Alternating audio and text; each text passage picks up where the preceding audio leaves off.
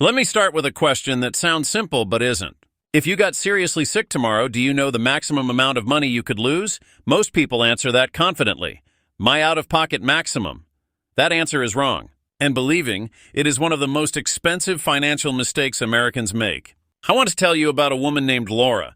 Laura wasn't reckless with money. She wasn't ignoring her finances. She wasn't uninsured. She worked in operations for a mid-sized company, stable income, good benefits. She picked what HR called a solid health plan, around $500 a month in premiums, a deductible she understood, an out-of-pocket maximum she had planned for. She even had savings set aside specifically for medical emergencies. She thought she was prepared. Then she needed surgery. Nothing dramatic, nothing rare. A condition that required treatment, follow-ups, imaging, and recovery. 18 months later, Laura had drained her savings, paused retirement contributions, and taken on debt she never planned to carry in her 40s. She recovered physically.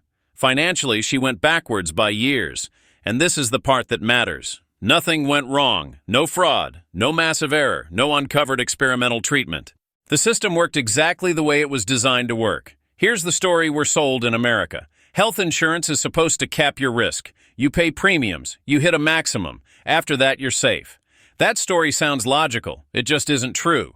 The first problem is something almost nobody thinks about, the calendar. Your out-of-pocket maximum doesn't care about your diagnosis. It doesn't care about continuity of care. It only cares about January 1st. If your treatment starts late in the year and continues into the next, your maximum resets. What feels like one medical event becomes two financial events. Same illness, same body, same stress, double the exposure. This alone quietly doubles the cost for millions of people dealing with long treatments or chronic conditions. The second problem is denial. Insurance companies deny claims constantly, not because the care wasn't ordered, not because it wasn't necessary, but because denying claims is profitable. And here's what makes this worse. When you're sick, exhausted, scared, and overwhelmed, appealing a denial feels impossible. So most people don't. They assume the letter is final. It isn't. But insurance companies know that energy is a limited resource, especially when you're not well. They don't need to win every appeal. They only need you to give up. Then there's the one nobody expects. Out-of-network charges you never agreed to. You choose an in-network hospital, you confirm the main doctor, you follow the rules, and then someone you never met bills you separately, a specialist, a lab. A provider you didn't choose and couldn't refuse. Those charges often don't count toward your maximum. They just show up, and when they do, you're already too deep into treatment to walk away. Here's the uncomfortable truth. Health insurance in the United States doesn't function like protection. It functions like cost sharing with conditions.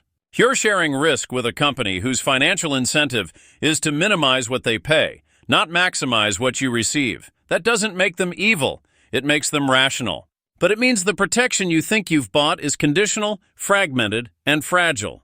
This is why medical costs remain one of the leading reasons people with insurance still face financial collapse. Not because they were irresponsible, because they misunderstood the exposure. Most financial advice tells you to save 3 to 6 months of expenses. That advice assumes your expenses stay stable during a crisis. Medical emergencies don't work like that. Your baseline expenses stay the same.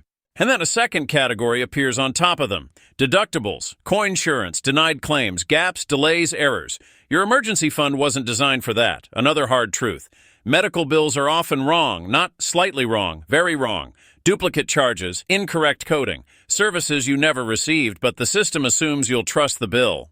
And if you don't challenge it, it becomes real debt. Accuracy isn't enforced automatically. It's enforced by the person willing to fight. Here's what actually improves your odds. Not optimism, not better intentions. Awareness. Understanding that your out-of-pocket maximum is not a ceiling. Understanding that denial letters are not verdicts. Understanding that every bill deserves scrutiny. Understanding that insurance requires participation, not passivity. This isn't fair. But fairness isn't the system we're operating in.